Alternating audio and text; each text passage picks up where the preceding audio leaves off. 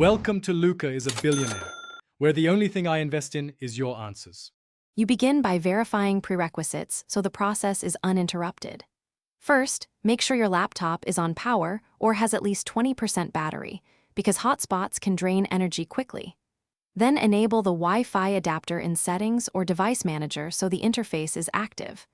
Once done, prepare an SSID and a strong WPA2 or WPA3 password. This protects devices that connect. Now move to the operating system, controls to create the hotspot profile, and start broadcast. You now create the hotspot profile and configure sharing. Open network settings and locate mobile hotspot on Windows or internet sharing on Mac OS, then choose the source connection to share, like Ethernet or your Wi-Fi adapter. Enter the SSID and a secure password, and select 4 GHz for range or 5 GHz for speed depending on your needs.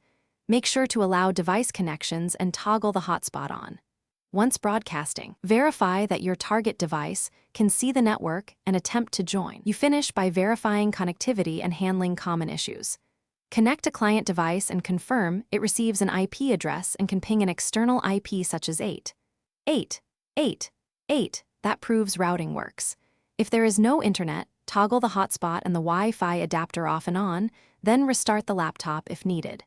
Make sure firewall or sharing rules aren't blocking traffic, update your wireless drivers, and switch between 4 GHz and 5 GHz if the signal is unstable. Thanks for watching and please subscribe. It's the best investment you'll ever make.